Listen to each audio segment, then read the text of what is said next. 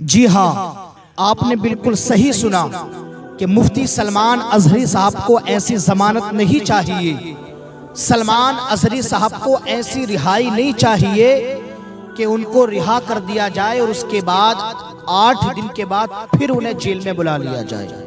Video को skip ना करें, पूरी वीडियो देख करके जाएं तो आपको मालूम होगा कि सलमान अजहरी साहब ने जमानत से क्यों मना कर दिया है। उनको रिहाई मिल रही थी, उन्होंने क्यों मना कर दिया, क्या वजह है। अगर प्ले ही कर दिया है तो वीडियो को पूरा देख करके जाएं, एक नया पैगाम मिलेगा और नया जहन मिलेगा। अस्सलामु अलैकुम व रहमतुल्लाह। उम्मीद करता हूँ सभी हजरात खैर व आफियत से होंगे। अल्लाह ताला आप लोगों को आबाद रखे, खुश रखे, बिलखुसूस फिलिस्तीन में तमाम मजलूमों की हिफाजत अता फरमाए और मौला कायनात सलमान अजहरी साहब की भी हिफाजत अता फरमाए। ये आपका अपना चैनल मौलाना फैजान बगदादी के नाम से। अगर मेरे चैनल पे नए हैं तो सब्सक्राइब कर ले, बेल आइकन के बटन को भी दबा ले। उसकी वजह यह है रोजाना न्यू अपडेट मैं देता रहता हूँ। मैं आपका अपना भाई मोहम्मद फैजान रजा कादरी। चलिए शुरू करते हैं। अपने मेन पॉइंट पे आता हूँ। जो मेन बात है उसको मैं बताने के लिए जा रहा हूँ। ये मैं जानता हूँ कि आप लोगों को मालूम हो गया होगा, लेकिन मैं अपने व्यूअर्स को बताना चाहता हूँ कि उन तक ये बात पहुँच जाए। कुछ को मालूम भी नहीं होगा और कुछ को पता भी चल गया होगा। हाँ भाई, बिल्कुल सही सुना आपने कि सलमान अजहरी साहब ने जमानत से क्यों मना कर दिया। सलमान अजहरी साहब ने रिहाई से क्यों मना कर दिया। मुझे ऐसी जमानत नहीं चाहिए, मुझे ऐसी रिहाई नहीं चाहिए कि मुझे रिहा कर दिया जाए, उसके बाद मुझे जमानत मिलने के बाद में 8 दिन के बाद में फिर मुझे जेल में बुला लिया जाए। नहीं चाहिए। ये टेम्परेरी समझ लीजिए बेल है जिसके जरिए कहा कि इन्हें रिहा कर दो, उसके बाद फिर बुला लिया, फिर बुला लेंगे।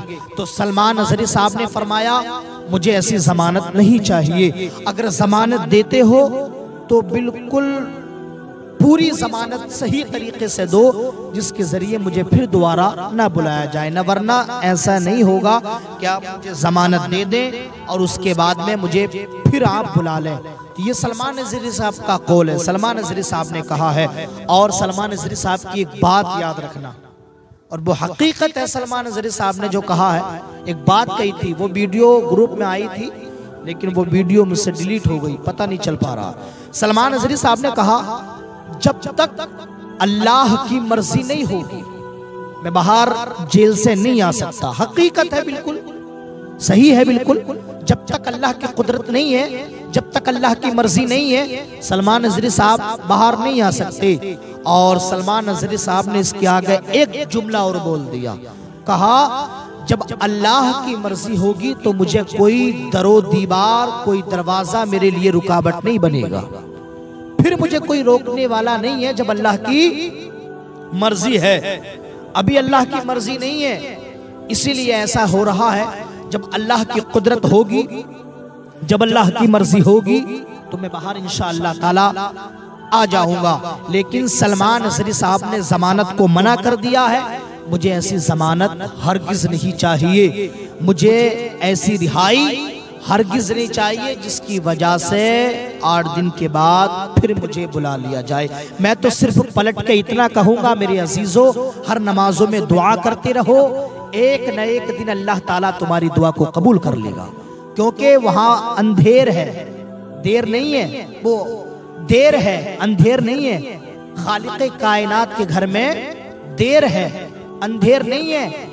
एक न एक दिन अल्लाह ताला हमारी और आपकी दुआ को भी जरूर कबूल फरमाएगा। हकीकत है, अल्लाह की मर्जी के बगैर कुछ नहीं हो सकता। इंशाअल्लाह ताला इसी तरीके से आप हजरात दुआ करते रहे।